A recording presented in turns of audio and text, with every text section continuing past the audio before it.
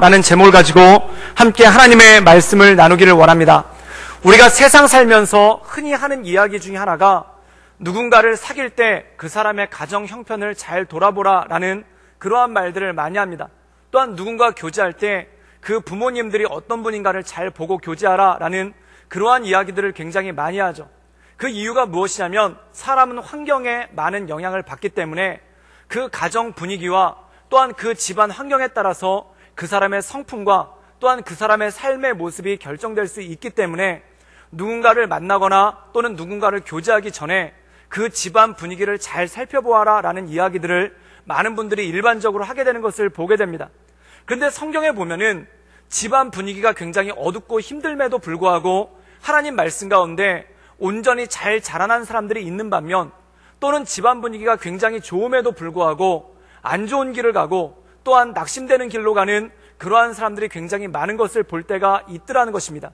그래서 사람이라는 것이 단지 환경에 의해서 또한 내가 살고 있는 환경의 조건에 의해서 좌우되는 것이 아니라 그 외에 우리를 붙잡아 주시는 하나님의 은혜 가운데 우리의 삶이 좌우되고 또한 인도된다는 것을 볼 수가 있다는 것이죠. 우리가 성경에 보면은 창세기에 요셉이라는 사람이 등장을 합니다. 그런데 이 요셉이라는 사람을 보면은 정말 말 그대로 얘기하자면 환경이 너무나 불우한 그러한 인생을 살았던 것을 보게 되죠. 이 사람이 유년 시절에 어머니가 일찍 돌아가십니다. 그런데 어머니가 단지 일찍 돌아가신 것만으로도 크고 어렵고 힘든 일인데 이 가정이 굉장히 복잡하죠. 그래서 어머니인 듯 어머니 아닌 듯 한 사람들이 3명이나 더 있고 또한 형들도 이복 형제가 10명이나 있습니다. 그럼 이 이복 형제와 또한 어머니인 듯 어머니이지 않은 것 같은 이런 분들이 이 요셉을 불쌍한 마음을 가지고 잘 섬겨줬으면 얼마나 좋겠습니까? 근데 성경에 보면은 이 사람을 싫어하고 또한 질투하고 미워하죠. 그리고 이 집안에서 요셉을 긍정적으로 봐주는 거는 아버지 야곱밖에 없는데 이 야곱이 정상적으로 사랑하면 얼마나 좋겠습니까? 그런데 성경에 보면은 굉장히 비정상적으로 사랑을 합니다. 이 비정상적으로 사랑을 하다 보니까 오히려 그것으로 인해서 요셉의 인생이 더 고달파지고 또한 그것으로 인해서 요셉이 다른 형제들로부터 더 극심하고 더 어려운 미움을 받게 되는 그러한 모습을 보게 되죠. 그런데 그렇게 유년 시절과 소년 시절은 끝났는데 그걸로 끝난 것이 아니라 청소년기 때 17살 때는 이 미움에 극이 달했던 형제들이 그를 팔아버립니다. 그래서 원래는 죽이려고 했다가 그냥 팔아버리게 되는데 노예 상인들한테 팔려서 17살 때부터 이집트에 가서 노예로서 생활하는 그러한 모습을 보죠. 참 이것만 보더라도 얼마나 힘들고 어려운 인생입니까? 그런데 청년기 때는 보디발의 아내라는 여자를 만나는데 이 여자가 이 요셉에게 앙심을 품고 그에게 거짓 누명을 씌워서 감옥에 들어가게끔 하는 그러한 어려운 가운데 빠지고 만다라는 것입니다. 사랑하는 여러분, 이것이 요셉의 유년기, 소년기, 청소년기, 천년기입니다. 그럼 사랑하는 여러분, 그러한 인생을 살아가는 사람들에게 있어서 어떻게 힘들고 어려움이 있을 수 있겠습니까? 혹시 요셉이 우울증에 걸린다든지 또한 요셉이 정신질환에 걸린다든지 또한 요셉이 자살을 했다든지 또한 요셉이 굉장히 폐역무도한 사람이 돼서 다른 사람을 해치고 다닌다면 많은 사람들이 생각하기에 요셉과 같은 가정환경이라면 또한 요셉과 같은 그러한 어려움을 겪었던 사람이라면 그럴 수도 있겠다라고 생각하지 않겠습니까? 그런데 성경은 이 요셉이 그렇게 어렵고 힘든 가정환경 가운데 또한 주변 환경 가운데 어떻게 자랐느냐라고 묘사를 하냐면 성경에 보면 이렇게 말씀하고 있습니다. 요셉은 용모가 빼어나고 아름다웠다라고 말씀하고 있습니다. 그런데 이 용모가 빼어나고 아름다웠다는 것이 단지 외모만 잘생겼다는 뜻이 아니라 그의 속사람이 건강하게 그리고 그의 마음이 건강하게 잘 자랐다는 것입니다. 사랑하는 여러분, 이렇게 어렵고 힘든 환경 가운데 자랐는데 어떻게 그의 마음이 삐뚤어지지 않고 또한 그의 마음이 어그러지지 않고 정말 반듯하게 잘 자랄 수 있었겠습니까? 그것에 대해서 성경은 뭐라고 말씀하고 있냐면 하나님이 그와 함께 하심으로 하나님이 그와 함께 동행하심으로 라고 말씀하고 있다는 것입니다. 사랑하는 여러분, 저는 우리 삶 가운데 하나님의 함께 하심을 통해 우리 삶의 어려움과 모든 고난을 잘 이겨내고 극복하는 우리 모든 성도들이 되기를 주님의 이름으로 축원합니다. 이 요셉이라는 사람이 반듯하게 잘 살아났다는 것을 그리고 이 사람이 반듯하게 잘 자랐다는 것이 그가 성공했을 때 그리고 그가 이집트의 총리 대신이 됐을 때 잘 드러납니다. 우리가 삶을 살다 보면은 억울한 마음을 가지고 출세한 사람들이 있습니다. 그리고 마음의 상처를 가지고 이를 악물고 고생을 해가지고 출세한 사람들이 있죠. 그럼 이렇게 출세하신 분들의 특징은 뭐냐면 자기의 출세를 가지고 복수하려고 한다는 겁니다. 자기에게 주어진 권력을 가지고 또한 자기에게 주어진 힘을 가지고 자기를 조금이라도 섭섭하게 한 사람이 있으면 그 사람을 찾아가서 복수하려는 것이 일반적인 사람의 마음이죠. 그런데 이 요셉이라는 사람이 30살에 총리 대신이 됐는데 그가 뭘 했는가? 만약에 그가 복수에 불탔던 사람이라면 제일 먼저 군대를 자기 아버지 집에 보내가지고 형들을 끌어오게 했겠죠. 또는 그것까지 안 했더라면 가깝게는 자기를 억울하게 감옥에 갇히게 했던 보디발의 아내를 끌어안치고 그 사람의 죄를 물었겠죠. 그런데 이 요셉이라는 사람은 전혀 그러질 않았다는 겁니다. 자기의 권력과 힘을 복수하는데 또한 자기의 억울함을 푸는데 쓰지를 않았다는 겁니다. 그럼 이 사람은 어떻게 했는가? 총리 대신이 되자마자 수레를 타고 이집트 전역을 돌아다니면서 토지 조사를 합니다. 그 다음에 뭘 하냐면 이 사람이 창고를 만들죠. 그래서 7년 동안 이 풍년이 들었을 때 그 남아도는 곡식을 창고에 잘 저장을 했다가 그 이후에 7년 후에 기근이 되니까 그것을 풀어가지고 사람들을 먹여 살리고 사람들을 살게끔 하는 그러한 역사가 그의 삶 가운데 있었다는 겁니다. 이것은 무슨 뜻일까요? 이 사람은 하나님께서 왜 자기에게 권력을 주셨는지 그거를 잘 알았다는 것입니다. 그리고 하나님께서 왜 자기에게 힘을 주셨는지 그것을 잘 알았다는 것입니다. 그래서 그에게 권력과 힘이 주어졌을 때 그것을 함부로 사용하는 것이 아니라 하나님의 뜻을 이루기 위해 사용하는 그러한 모습을 했던 것을 볼 수가 있죠. 그것으로 미루어 보아 이 요셉이라는 사람이 얼마나 잘 자랐는지를 보게 됩니다. 그래서 이 요셉의 일생을 놓고 나중에 창세기 50장에 요셉이 자기의 인생을 회고하는데 이렇게 얘기를 합니다. 자기 10명의 형들, 자기를 팔아먹었던 10명의 형들을 앞에다 앉혀놓고 뭐라고 얘기하냐면 당신들은 악으로서 나를 해하려고 하였으나 당신들의 악한 마음을 하나님께서 선으로 바꾸셔서 나로 하여금 내가 살게 하시고 또한 우리 민족이 살게 하시고 더 나아가 이집트와 모든 민족이 살게 하셨습니다 라는 그러한 고백을 하게 된다는 것입니다. 이것은 무엇일까요? 그의 인생 가운데 고난이 많고 그의 인생 가운데 억울함이 많았지만 하나님의 뜻이 무엇일까? 나를 향하신 하나님의 뜻이 무엇일까? 그리고 사람들이 나에게 악을 가지고 대하는데 이 악을 대하는 사람들에 대해서 하나님께서 주신 뜻이 무엇일까? 그것을 그가 곰곰이 생각하고 이 악을 선으로 바꾸셔서 모든 것을 이기게 하시고 자신뿐만 아니라 모든 민족을 구원케 하시는 하나님의 역사를 바라볼 수가 있었다는 것입니다. 사랑하는 여러분, 우리가 이 세상을 살아갈 때 얼마나 풍파가 많고 또한 이 세상을 살아갈 때 얼마나 어려운 일들이 많습니까? 그런데 그 모든 악한 것들을 선으로 바꾸사 하나님의 뜻을 이루시고 또한 우리로 하여금 살게끔 하시는 그 하나님의 역사 가운데 온전함으로 나가는 우리 모든 성도들 되시기를 주님의 이름으로 축원합니다. 오늘 말씀 가운데 보면은 이 사도 바울 역시 동일한 마음을 가지고 우리가 이 세상의 삶을 어떻게 살아갈 수 있을 것인가, 또한 이 세상에서 어떻게 온전한 삶을 살아갈 수 있을 것인가, 그것을 가지고 선포하고 또한 전하는 말씀이 오늘 이 말씀 가운데 잘 나와 있다는 것이죠. 우리 함께 빌립보서 2장 5절에서 8절까지의 말씀을 함께 읽도록 하겠습니다. 우리 다 같이 읽겠습니다. 시작. 너희 안에 이 마음을 품으라. 곧 그리스도 예수의 마음이니 그는 근본 하나님의 본체시나 하나님과 동등됨을 취할 것으로 여기지 아니하시고 오히려 자기를 비워 종의 형체를 가지사 사람들과 같이 되셨고 사람의 모양으로 나타나사 자기를 낮추시고 죽기까지 복종하셨으니 곧 십자가에 죽으심이라. 오늘 말씀 가운데 보면은 사도 바울이 뭐라고 권면하고 있냐면 너희는 이 마음을 품으라. 이 마음이 무엇입니까? 5절에 보면은 그리스도 예수의 마음을 품으라 라고 말씀하고 있습니다. 그렇다면 왜 우리가 그리스도 예수의 마음을 품어야 될까요? 이 바울 서신서, 특별히 이 빌립보서는 기쁨의 서신이라고 부르고 있습니다.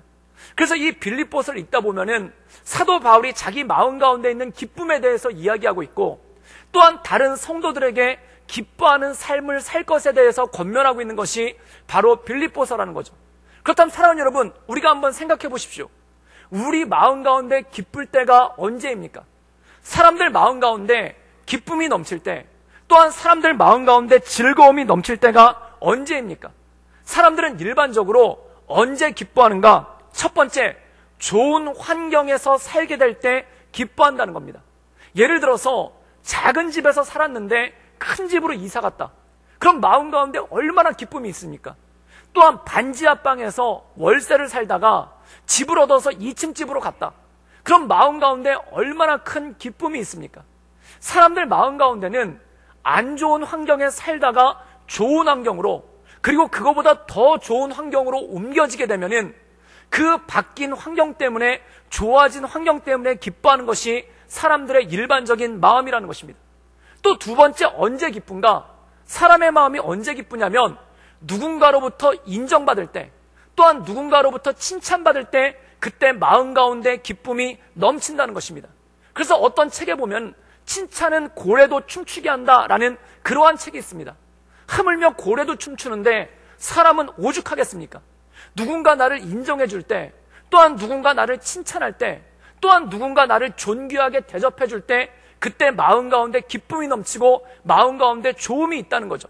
그럼 오늘 말씀 가운데 보면 빌립보서에 사도 바울은 자기 마음 가운데 기쁨이 넘친다고 얘기합니다. 그러면 사도 바울이 정말 좋은 환경에 있었기 때문에 그의 마음 가운데 기쁨이 넘쳤겠습니까? 성경은 그렇게 말하고 있지 않습니다. 이 성경에 보면은 빌립보서는 옥중서신이라고 얘기합니다. 즉 다시 말해서 감옥 속에서 썼다는 얘기죠. 이 사도 바울이 로마의 감옥에 갇혀서 이 빌립보서라는 서신서를 쓴 것입니다. 그런데 이 로마의 감옥이라는 것이 요즘처럼 기한이 정해져 있는 게 아닙니다. 몇 년 살다 나오면 된다, 또는 몇 개월 살다 나오면 된다라고 기한이 정해져 있는 게 아니에요. 한번 들어가면은 언제 풀려날지를 모른다는 것입니다. 그런데 사도 바울이 빌립보서를 쓸 당시에는 거의 2년 가까이, 또는 2년이 넘을 정도로 이 사도 바울이 감옥에 갇혀 있었습니다.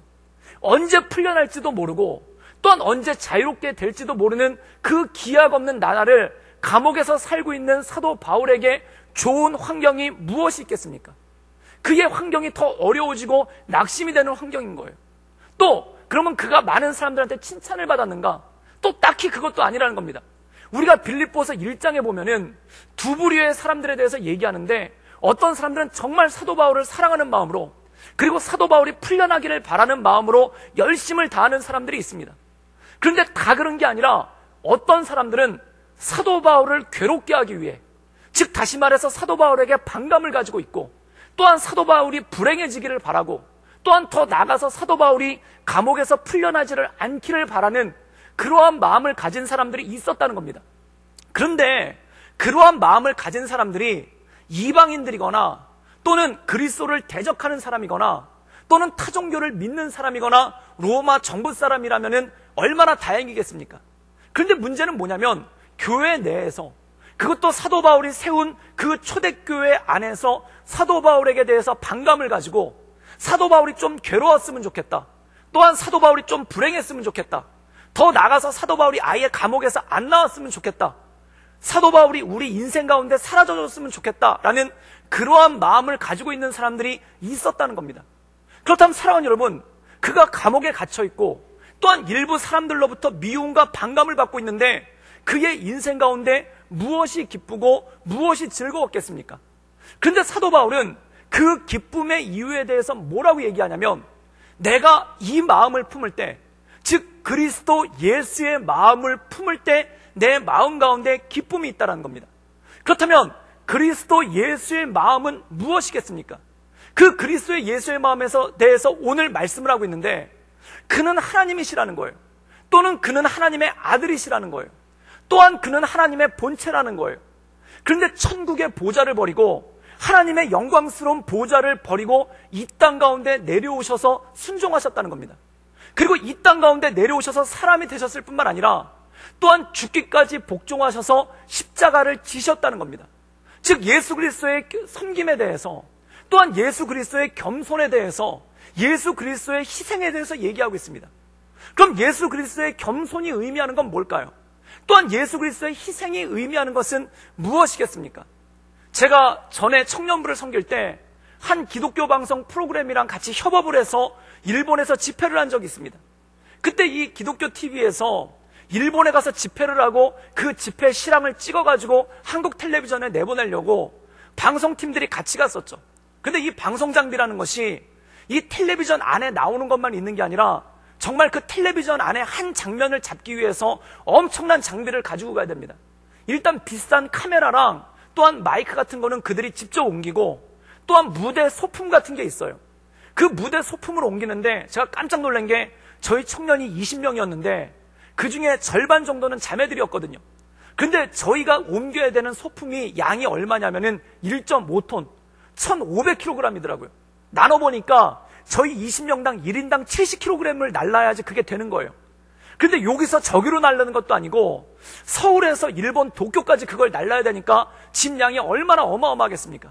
그걸 비행기에다 붙이고, 또한 그걸 찾고, 또 그것을 트럭에다 싣고, 또 그걸 내려가지고 그 예배를 드리는 교회에다가 세팅을 하려니까 일이 엄청나게 많은 거예요.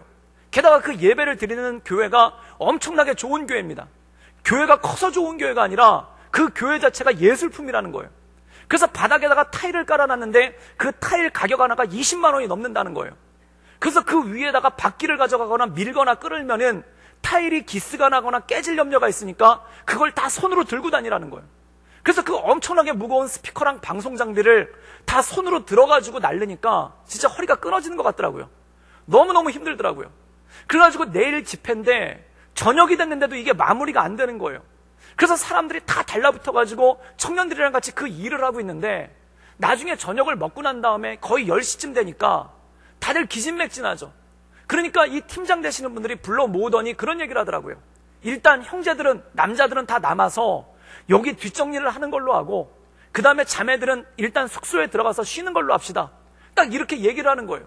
그러더니 갑자기 저를 쳐다보더니 이종훈 목사님은 자매들과 함께 들어가십시오, 이 얘기를 하는 거예요. 그때 마음에 기쁨이 넘치더라고요. 그리고 제가 그때 깨달았어요. 나는 형제가 아니로구나. 그래서 기쁜 마음으로 이 자매들을 인솔해가지고 숙소로 돌아왔습니다. 근데 숙소에 들어와가지고 방에 들어왔는데 그 다음부터 마음이 너무너무 힘든 거예요. 그때 제가 한 가지를 깨달았습니다. 세상에는 두 가지 길이 있는데 마음이 편하나 몸이 괴로운 길이 있고, 또 하나는 몸은 편하나 마음이 괴로운 길이 있더라고요. 그럼 세상에 몸도 편하고 마음도 편하면 얼마나 좋겠습니까? 거기는 천국밖에 없더라고요. 그럼 하나를 택해야 되는 거예요. 마음이 편할 것을 택할 것인가, 몸이 편할 것을 택할 것인가. 근데 그 호텔방에 있다가 마음이 불편해서 견딜 수가 없는 거예요. 그래가지고 호텔 로비로 내려왔죠. 그랬더니 숙소로 들어갔던 다른 자매들도 다 나와가지고 그들도 동일하게 마음이 불편해가지고 쉴 수가 없는 거예요. 왜냐하면 다른 지체들이, 다른 형제들이 지금 그 교회 가가지고 뻘뻘 땀을 흘리면서 애쓰고 있는데 혼자 쉬는 게 견딜 수가 없는 거예요. 그래가지고 결국 거기 다 모여가지고 돈을 모은 다음에 편의점에 가서 간식거리를 사가지고 그 교회로 다시 간 겁니다. 그래가지고 거기 있는 사람들한테 간식을 나눠주고 밤새도록 같이 일을 하는데 그때 몸은 정말 힘든데 마음이 너무너무 편하더라고요. 그때 제가 한 가지 깨달았습니다. 함께 한다는 것이 무엇인가?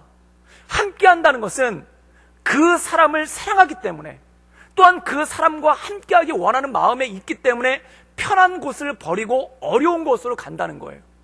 즉 편한 곳에 있지만 마음이 불편한 거예요. 왜 그럴까요? 사랑하기 때문에 그렇다는 것입니다. 그래서 어떤 권사님이 그런 말씀을 하시더라고요. 아들이 철원으로 군대를 갔다는 겁니다. 철원이 겨울에 얼마나 춥습니까? 일기예보를 보니까 철원이 영하 30도까지 떨어졌더래요.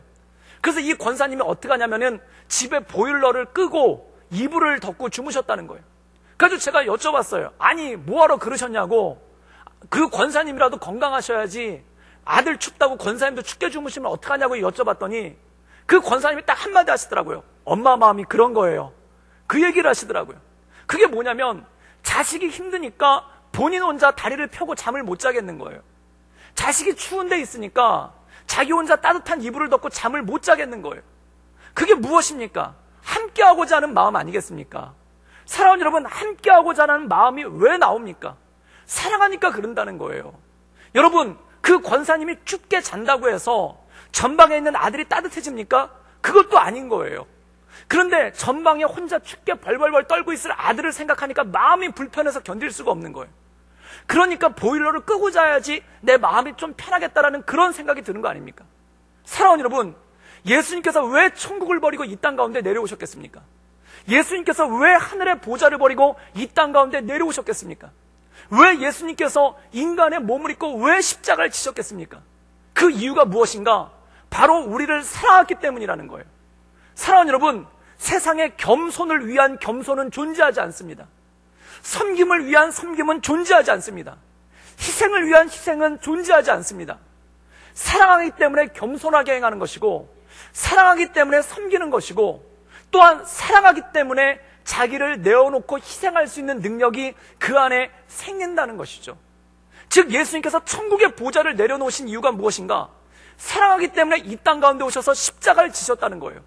그래서 마태복음 2장에 보면은 그 예수님의 마음에 대해서 뭐라고 얘기하냐면 그는 임마누엘이라. 임마누엘이라는 뜻은 무엇입니까? 하나님 우리와 함께 하신다는 거예요. 예수님께서 이 땅에 내려오신 이유가 우리와 함께하기 위해 내려오셨다는 겁니다. 그 함께하고자 하는 마음이 무엇입니까? 그게 바로 사랑이라는 거죠. 그럼 사도 바울은 이 감옥 가운데 있으면서 예수 그리스도를 묵상한 거예요. 이 예수 그리스도를 묵상할 때 이 하나님께서, 이 위대하신 하나님의 본체이신 예수님께서 왜 천국의 영광을 버리시고 왜 하늘 보좌의 영광을 버리시고 이 땅에 내려왔을까? 거기서 하나를 발견했다는 겁니다. 바로 우리를 사랑하는 그 하나님의 마음. 그래서 요한복음에서, 요한 1서에서 이렇게 말씀하죠. 하나님께서 그 아들을 십자가를 지게 하심으로 우리에 대한 자기의 사랑을 확증하셨느니라. 그 사랑에 대해서 깨달았을 때, 그리고 그 하나님의 마음, 그 그리스도 예수의 마음을 그의 마음 가운데 품었을 때 그의 마음 가운데 새 힘이 생기고 새 기쁨이 생겼다는 것입니다. 사랑하는 여러분, 여러분 삶 가운데 우리를 사랑하시는 주님, 또한 우리를 사랑하셔서 십자가를 지신 그 예수 그리스도를 여러분 마음에 품을 수 있기를 주님의 이름으로 축원합니다. 그때 온전한 기쁨과 온전한 능력이 나타나기 시작한다는 거예요. 제가 어떤 분의 간증을 들은 적이 있는데, 이분이 한 치유 세미나에서, 치유 집회에서 간증을 하신 거예요. 근데 그 간증이 뭐냐면, 이분은 원래 예수님을 안 믿는 분입니다. 그런데 결혼을 한 거예요. 한 사랑하는 남성을 만나서 결혼을 한 거예요. 근데 집안에서 반대가 엄청나게 심했죠. 집안의 반대가 엄청나게 심했음에도 불구하고 사랑하는 마음으로 결혼을 한 거예요. 근데 그렇게 반대가 심해가지고 결혼을 했으면 행복하게 잘 살면 되지 않겠습니까? 근데 문제가 뭐냐면 가정 가운데 어려움이 있는 거예요. 그 어려움 가운데 하나가 뭐냐면 자녀를 낳는데 특별히 큰아들이 너무 힘들게 하는 거예요. 얘가 잘 자라줬으면 좋겠는데, 얘가 건강하게 잘 자라줬으면 좋겠는데 어렸을 때부터 뭐가 좀 삐딱하고, 그 다음에 청소년이 돼서 사춘기 때는 걷잡을 수가 없고 도저히 엄마 힘으로 어쩌지를 못하겠는 거예요. 그런데 결국엔 이 아이가 청소년 때 학교에서 사고를 친 겁니다. 그래서 학교에서 폭행 사건에 연루가 돼가지고 애가 감옥에 가게 된 거예요.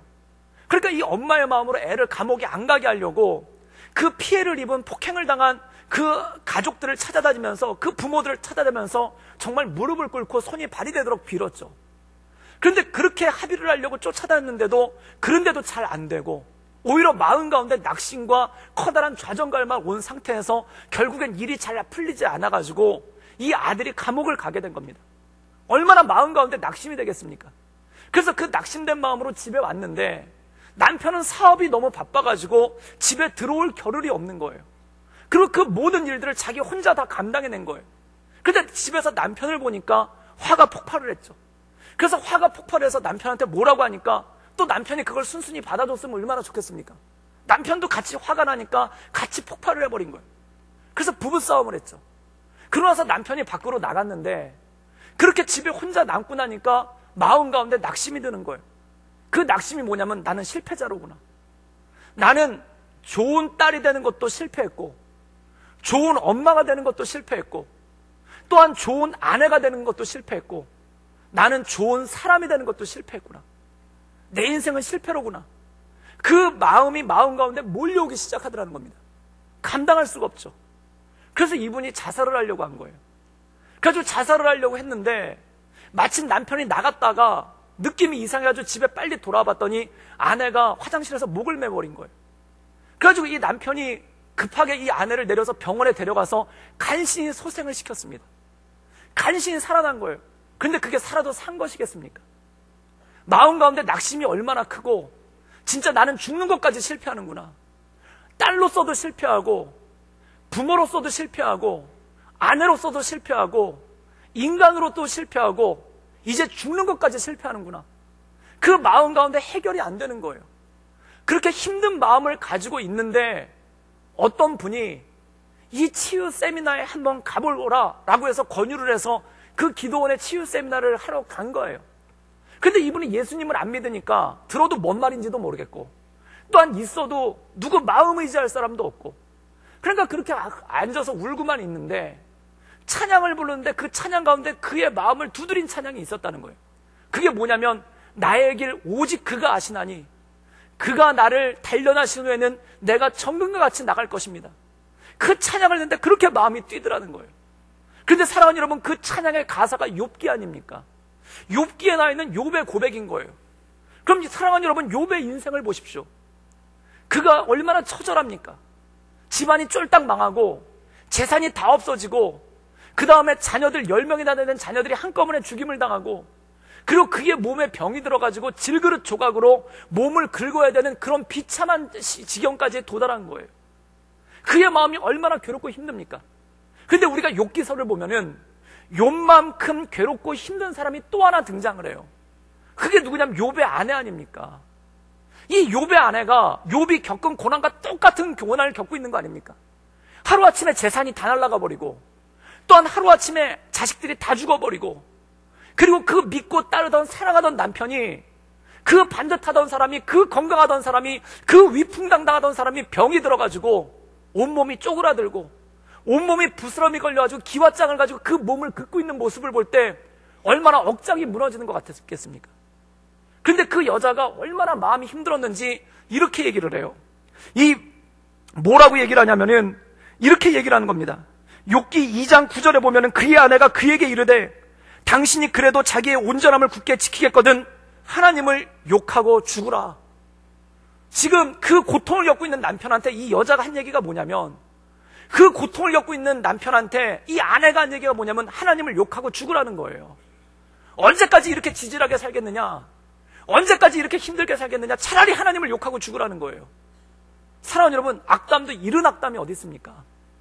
그런데 욥의 아내를 붙잡고 한번 얘기를 해본다고 생각해 보세요. 왜 그랬습니까? 당신 남편한테 왜 그렇게 악담했습니까? 그럼 욥의 아내가 같이 울면서 이렇게 얘기하지 않겠습니까? 내가 오죽하면 그런 말을 했겠습니까? 내가 오죽하면 죽으라고 얘기했겠습니까? 내가 오죽하면 그런 얘기를 다 했겠습니까? 이 욥의 아내가 그런 얘기를 할 때는 그냥 지나가는 말처럼 던진 게 아니라 이 여자의 마음도 그렇게 고통스러웠다는 거예요. 그런데 중요한 것이 있습니다. 그 고통 가운데 욥의 아내는 자기 남편한테 악담을 던졌어요. 우리가 살아가다 보면은 정말 이 욥의 아내 같은 고통스러운 일이 얼마나 많습니까? 정말 내 인생 가운데 이런 어려운 일이 얼마나 많습니까? 그런데 대부분의 사람들은 차라리 죽자, 하나님 욕하고 죽자, 이렇게 사느니 차라리 죽자, 이런 결론을 낸다는 겁니다. 그런데 욥은 어떻게 했는가? 욥은 이렇게 고백합니다. 내가 주신 이도 하나님이시요 취하신 이도 하나님이시다. 하나님이 내게 주셨다는 거예요. 그리고 가져가셨다는 거예요. 주실 때도 이유가 있고 가져가실 때도 이유가 있다는 겁니다. 그럼 주실 때는 나를 사랑하셔서 주셨는데, 주실 때는 나를 좋아하셔서 주셨는데, 가져가실 때는 나를 미워해서 가져가신 거냐? 나를 싫어해서 가져가신 거냐? 그게 아니라는 거예요. 그가 이 고난 가운데 무엇을 묵상했는가? 하나님의 성품을 묵상한 거예요. 하나님은 어떤 분이신가? 사랑하는 여러분, 사도 바울도 이 빌립보 교인들에게 이 편지를 쓸 때 그가 로마 감옥에서 하나님을 묵상한 거예요. 하나님은 어떤 분이신가? 내게 주신 것이 있고 내게 가져가신 것이 있는 거예요. 지금 이 빌립보 감옥의 삶은 그에게서 가져가신 거예요. 그때 그가 고민하는 겁니다. 하나님이 왜 가져가셨는가? 하나님이 나를 미워하시기 때문에 가져가셨는가? 하나님께서 나를 멸망시키시려고 가져가셨는가? 아니란 걸 깨닫게 되죠. 거기서 그리스도 예수의 마음을 깨닫게 되는 거예요. 그 그리스도 예수의 마음이 무엇입니까? 그가 나를 위하여 하늘의 보좌를 버리고 이 땅에 오시지 않았는가? 죽기까지 나를 사랑하시지 않았는가? 그럼 죽기까지 사랑하신 그 하나님이 나에게서 이 모든 것을 가져가셨을 때는 이유가 있다는 겁니다. 그런데 나는 그 이유를 모르죠. 그러니까 욥이 나는 그 이유를 모르기 때문에 뭐라고 고백하냐면, 오직 나의 가는 길을 그가 아시나니, 나의 갈 길을 오직 그가 아시나니, 나는 잘 모르지만, 왜 가져가셨는지 나는 잘 모르지만 내게서 가져가신 그 이유는 오직 그가 아시나니 그가 나를 연단하신 후에 내가 정금과 같이 나가게 될 것이다. 그 믿음의 고백이 그 안에 있었다라는 것입니다. 사랑하는 여러분, 우리 삶 가운데 얼마나 풍파가 많습니까? 우리 삶 가운데 얼마나 어려움이 많습니까? 때로 뭔가를 주셔서 기쁠 때가 있지만 뭔가를 가져가실 때가 있어요.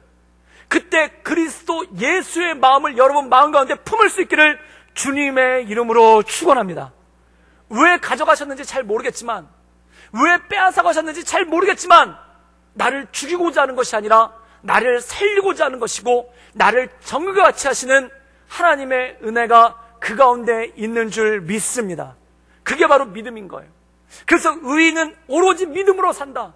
그 믿음이 무엇입니까? 하나님이 어떤 분이신가를 바라보는 그 믿음으로 말미암아 살아갈 수 있는 능력이 있다라는 것입니다.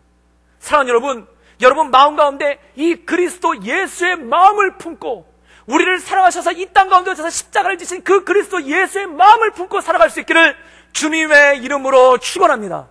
그때 기뻐할 수 있는 능력이 우리 삶 가운데 주어지게 되는 거예요. 빌 하이벨스 목사님이라는 분이, 미국의 윌로우 크릭 교회의 빌 하이벨스 목사님이 이런 얘기를 한 적이 있습니다. 목회자가 가장 많이 걸리는 병이 있는데 그 병이 뭐냐면 우울증이라는 거예요. 그래서 목회자들이 왜 그렇게 우울증에 많이 걸리는가? 이 빌 하이벨스 목사님도 우울증 때문에 굉장히 고생을 했어요. 그래서 그분이 왜 목회자들이 우울증에 많이 걸리는가를 생각을 해봤더니 늘 일생이 반복이 된다는 거예요. 그래서 짧게는 일주일이라는 시간이 늘 똑같이 반복이 됩니다. 월요일부터 주일까지 늘 똑같이 반복이 되는 거예요. 그래서 월요일날 새벽 예배, 화요일날 새벽 예배, 수요일날 새벽 예배, 수요 저녁 예배, 또 무슨 예배, 금요 기도회, 또 주일 예배, 그리고 월요일 또 다시 수요 예배, 금요 예배, 또 주일 예배, 또 쭉쭉쭉 새벽 예배, 이게 돈다는 거예요. 그러다 보니까 목회자들이 금요일 때는 굉장히 긴장을 하고 있다가 주일날에는 불꽃처럼 타오르죠. 그리고 주일날 저녁에는 재가 돼버려요. 그리고 월요일날 아침에 그 불씨를 살려가지고 또 다시 한번 타올랐다가 또 금요일날 엄청난 부담을 가지고 있다가 주일날 또 확 타올랐다가 또 월요일날 아침에는 재가 돼버리는 거예요. 이거를 일주일 동안 반복을 하잖아요. 그럼 냉탕 온탕을 갖다가 계속 주기적으로 왔다 갔다 하니까 마음이 어느 순간에 조금씩 허물어지기 시작한다는 거예요. 그런데 이게 일주일 단위로만 끝나는 게 아니라 이 일주일이라는 작은 바퀴가 돌고 있는데 1년이라는 큰 바퀴가 그 안에서 또 돌고 있다는 거예요. 그래서 1월달이 되면 신년 예배, 4월달이 되면 부활절, 또한 7월달, 8월달 되면 여름 수련회, 또한 가을 되면 추수감사절, 또한 12월달 되면 크리스마스, 1월달에 또 신년 예배, 이게 계속 한 사이클을 이루면서 뱅뱅뱅 돌고 있는 거예요. 그러니까 어떻게 되냐면 일주일이라는 작은 바퀴가 돌고 있는데 그 옆에 1년이라는 큰 바퀴가 계속해서 뱅뱅뱅 돌고 있는 이 삶이 늘 반복이 된다는 겁니다.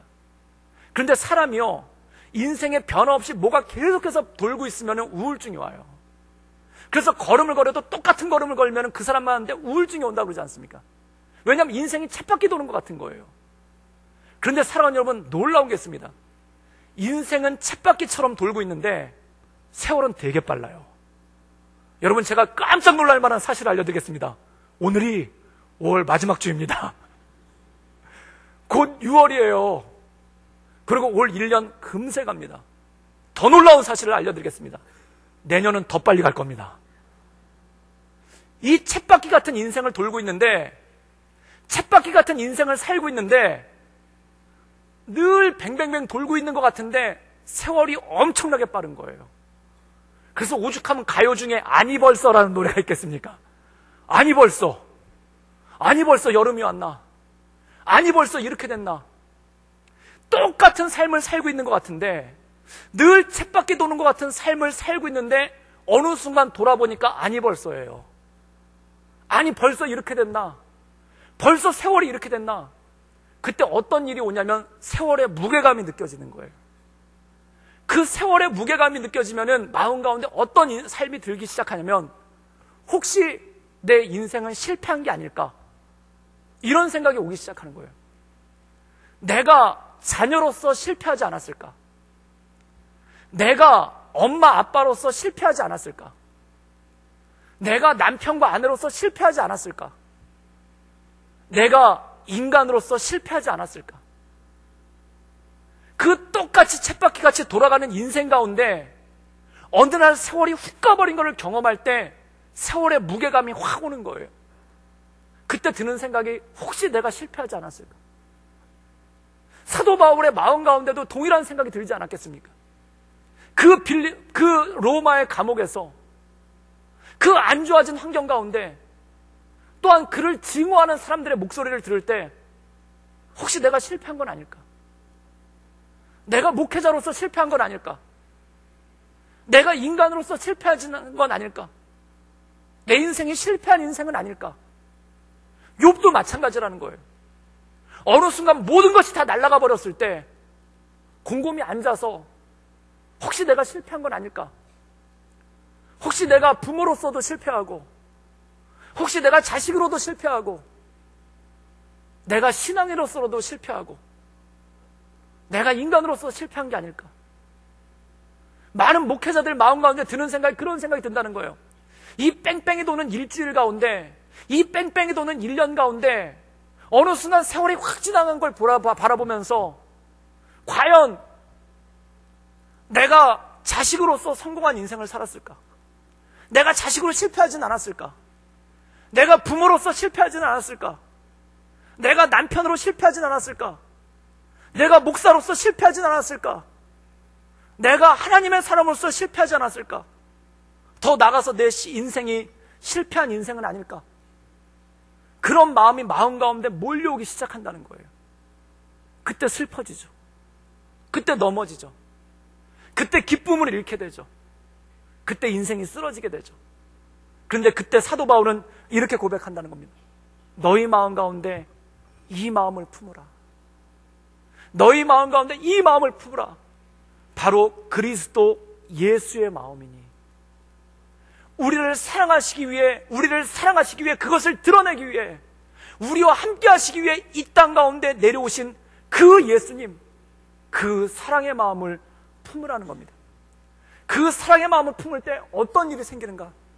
나의 갈 길을 오직 그가 하시나니, 그가 나를 연단하신 후에는 내가 정금처럼 나갈 것입니다라는 그 믿음의 고백 가운데 하나님께서 내 삶의 길을 인도하시나니, 하나님께서 내 삶의 길을 붙잡아 주시나니, 하나님께서 내 삶의 길을 일으켜 세워주시나니, 그가 나를 연단하신 후에는 내가 순금과 같이 정금과 같이 나가게 될 거라는 믿음의 고백을 할 수 있게 된다는 것입니다.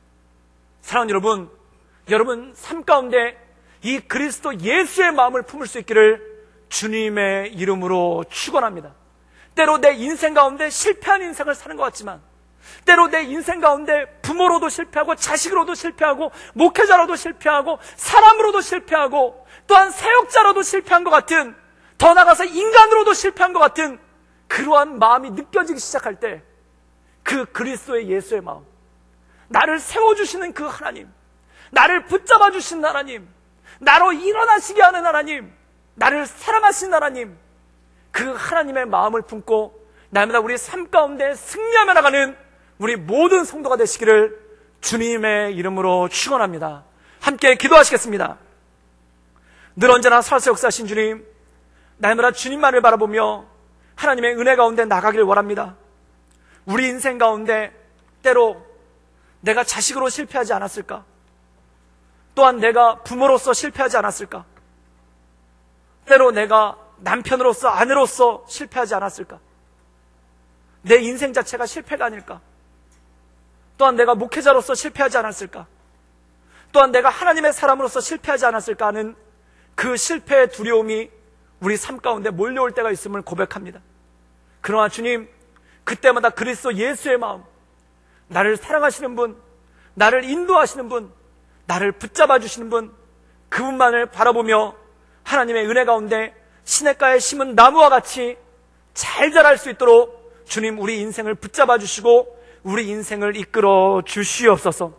그래야 나의 모든 갈 길을 아시는 주님께서 나를 단련하신 후에 나를 하여금 정금과 같게 하시는 그 하나님을 바라보며 하나님의 인도하신 가운데 날마다 거하게 하여 주시옵소서. 주님께 모든 걸 부탁드리오며 살아서 역사하시는 주 예수 그리스도의 이름으로 감사하며 기도드리옵나이다. 아멘. 할렐루야!